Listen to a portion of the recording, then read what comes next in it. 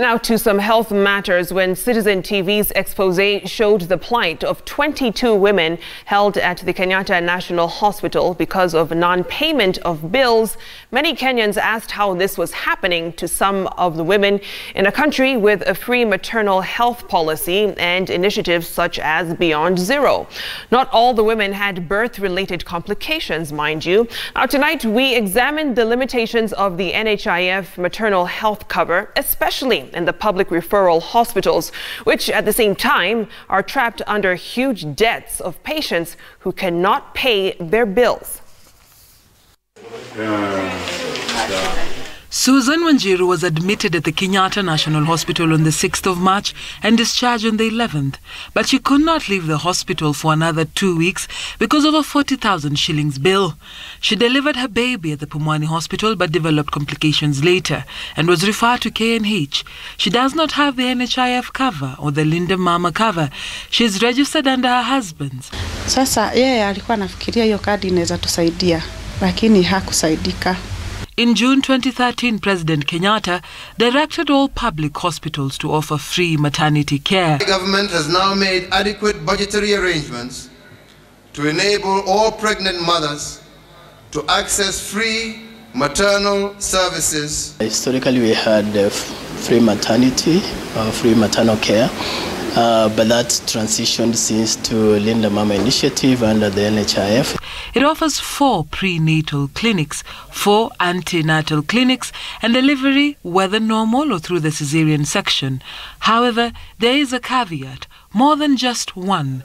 It has to be in all NHIF accredited clinics. If one comes and has not enrolled before, then it becomes difficult, and they had not delivered in KNH, and that brings in other hiccups which are there in terms of Linda Mama. This was Susan's predicament. It was not covering the babies after delivery.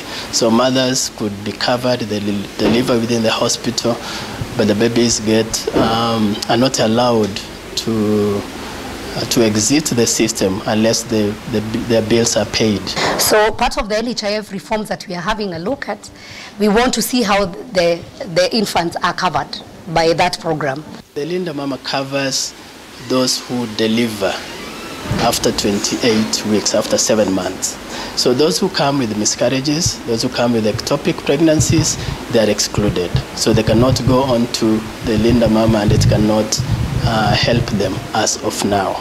Among the patients who are here waiting the bills to be sorted out, around 10 of them had such complications. When the National Assembly's Health Committee on March 20th met both the staff and management of KNH, there were more stark revelations. From the staff and the presentation, even the turnaround time, sometimes even when the patients come and they have to wait for approval from the NHIF, sometimes patients have to wait for 48 hours, which is totally unacceptable. By July 2018, according to a report on NHIF's official website, in the year 2017 to 2018, 395,918 mothers had registered under the Linda Mama. The program is said to have grown to 28 billion shillings. Detaining patients or bodies because of non-payment of hospital bills is a legal and ethical issue. The government says public hospitals are trapped under huge debts owed by patients who cannot pay their medical bills after treatment.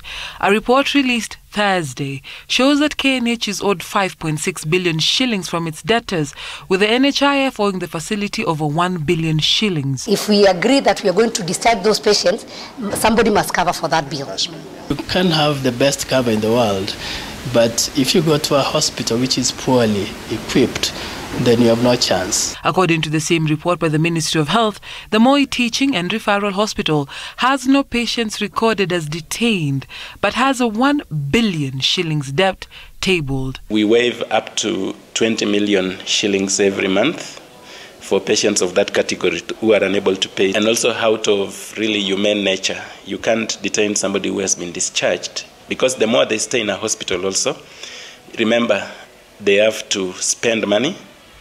I mean, the hospital still has to use money in terms of feeding them, accommodating them, and causing a lot of congestion in the hospital. They can get hospital-acquired infections, which are very difficult and more expensive to treat. With the current situation in public healthcare, experts recommend that greater emphasis be placed on healthcare financing within hospitals, that Kenyans also take the initiative to register for the National Health Cover, and that every Kenyan has a right to healthcare.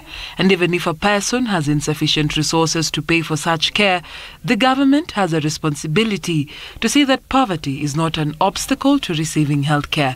Dorcas Wangera, Citizen TV, Nairobi.